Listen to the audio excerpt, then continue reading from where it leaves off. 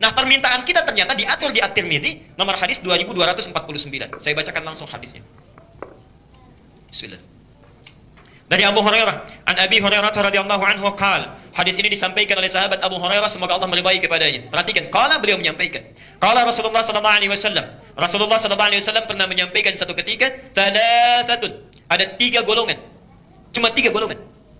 La turaddu da'watuhum, tidak mungkin ditolak doanya Allah. Jadi kalau berdoa dikabulkan, berdoa dikabulkan, berdoa dikabulkan. Allahumma shalli ala Muhammad. Siapa mereka? Satu, al-imamul adil.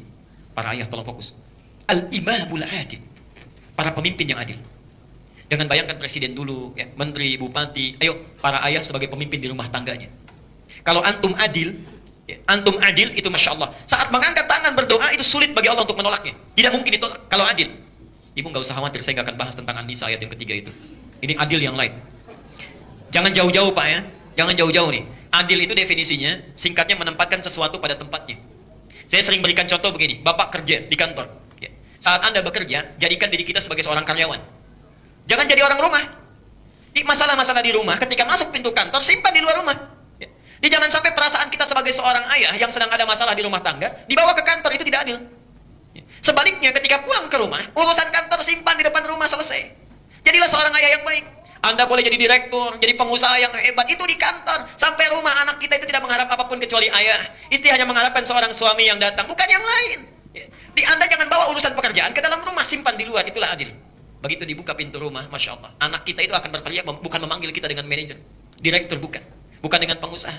Saya kalau pulang ke rumah, begitu dibuka pintu, anak sudah lari, Buya, dia nggak manggil Ustaz, langsung minta digendong, diangkat di pundak, langsung diangkat, sudah main kuda-kudaan, selesai. Ya. Jam berapapun, pernah menunggu itu, pernah menunggu. Masya Allah, menunggu sampai malam, padahal biasanya tidur jam 7, jam 8. Ini tahu saya pulang kapan, dia tidur lebih cepat siang, malamnya menunggu. Malam menunggu, bayangkan jam setengah 10 masih ditunggu. Begitu datang saya dalam suasana capek, ya main bola yuk katanya. Tengah malam itu. Pernah saya janji saya datang besok insya Allah. Nah, terlambat saya datang. Begitu masuk kamar mau tidur, anak saya bilang yang 2 tahun turun katanya. Turun, diminta turun, saya diminta tidur di lantai. Konsekuensi tidur di lantai. Sudah. Ya. Masya Allah. Jadi anak kita itu tidak mengharapkan apapun. Jadilah ayah yang baik di rumah. Jadi suami yang baik sudah selesai, simpan di luar. Begitu kadang-kadang Anda masuk, salah caranya. Keadaan kita di kantor masih dibawa ke rumah. Pintu dibanting. Salah apa pintu? Yang masalah di kantor, yang dibanting pintu. Allah.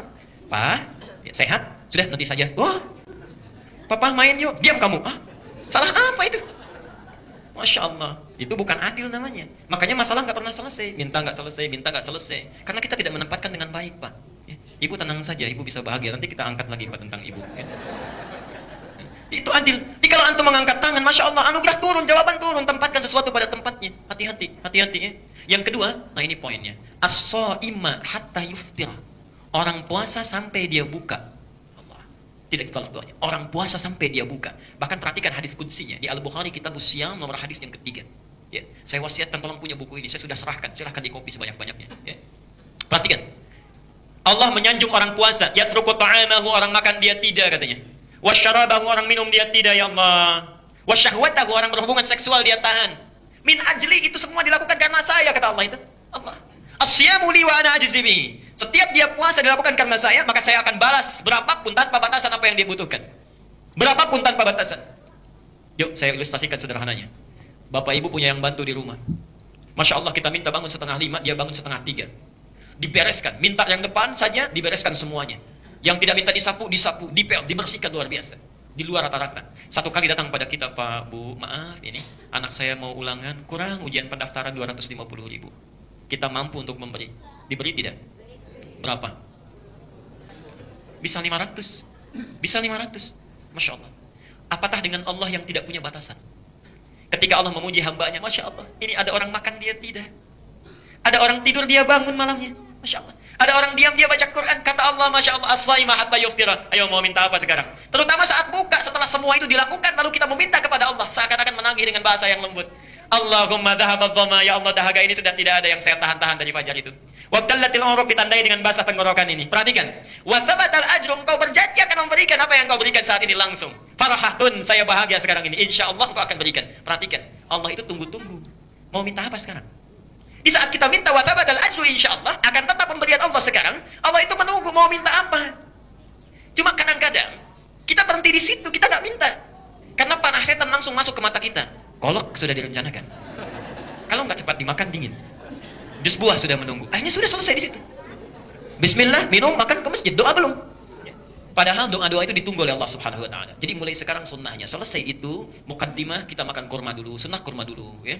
Nggak ada kurma air putih. Teh manis urutan ketiga. Ya, urutan ketiga. Jadi kurma, nggak ada kurma air putih. Itu sunnahnya. Ya, baru setelah air putih misalnya silahkan mau teh manis, mau bakwan, macam-macam. Jadi kadang-kadang saya lihat di Al Ihsan takjilnya keliru itu makannya. Risoles dulu. Begitu risoles, kurma belakangan. Risoles teh manis ya, untuk menghilangkan celah pakai air putih. Setelah sholat makan kurma, gitu ya. Itu terbalik. Ya. Yang terakhir, yang ketiga, da'watul mazlum, doa orang yang sedang terzalimi. Doa orang yang sedang terzalimi. Barangkali di kantor ada yang menzalimi kita, jangan dibalas dengan cemoohan. Itu cara Allah supaya mengabulkan doa kita. Sebab kalau dibuat tidak seperti itu, jangan-jangan ada doa yang belum terkabulkan. Jadi begini, kadang-kadang Allah itu sayang dengan kita, tapi dengan cara yang tidak kita sadari. Misal, pemeliharaan Allah yang mengabulkan doa, dibuat kita terzalimi. Ada yang mencela, saat mencela itu sebetulnya sedang mendatangkan pahala, cuma kita nggak sadar. Cara melihatnya dengan mata, basor, bukan dengan basirah, mata hati. Ya. Sehingga ketika mencela kita balas. Kamu ini, kamu juga. Insya Allah. Kadang-kadang orang mencela dengan satu kalimat, kita balas satu paragraf hilang. Ya. Jadi ketika orang mencela, terima, sabar di situ, lalu berdoa di situ, Allah kabulkan. Doa balas dengan kebaikan. Ada yang taklim ke sini, sudahkah mendoakan orang-orang yang belum taklim? Tetangga kita, ya. Jangan dicela, doakan ketika Anda berangkat, ya Allah lembutkan hati tetangga saya. Saya tidak rela bertetangga di dunia tapi terpisah di akhirat. Lembutkan ya Allah, berikan kesempatan untuk taklim. Masya Allah ketika dia taklim nanti itu kita dapat pahalanya. Anda tidak taklim, dia taklim, tetap kita dapat pahalanya. Kita meninggal, dia masih hidup dan taklim, kita dapat pahalanya. Masya Allah banyak. Yang kedua, kadang-kadang Allah pelihara kita dari maksiat. Gak pernah maksiat, tiba-tiba ingin maksiat. Misal, ada tanda tangan proyek yang tidak jelas. Di jalan, kita ragu-ragu tapi terpaksa.